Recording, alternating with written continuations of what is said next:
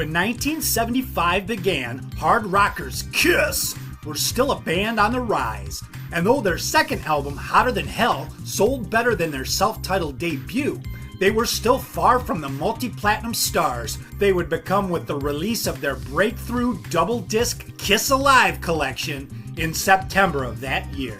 Their upstart record label, Casablanca, was struggling to gain a foothold, and even though the Kiss Army were already turning out in droves to support the young band, the expense of putting on Kiss's explosive live show was so great that their tours were losing money. But amidst all of the chaos and excitement, Kiss managed to land their first instrument endorsement deal, and the group released their third album, Dressed to Kill, that spring with the phrase, "Kiss uses Gibson guitars because they want the best," printed on its jacket.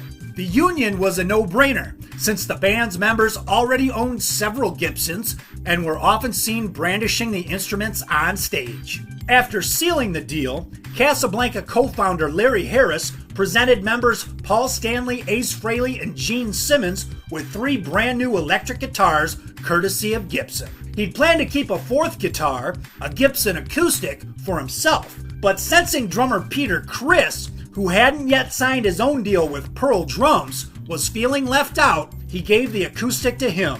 He told me years later that he'd used it to write songs like Beth, Harris would say in 2009, but I sense he was bullshitting me. And we now know Beth was written years before, when Peter was in a band with his buddy, Stan Penridge, called Chelsea, but we know deep down, Peter's a good-hearted guy, and he was probably just trying to be nice.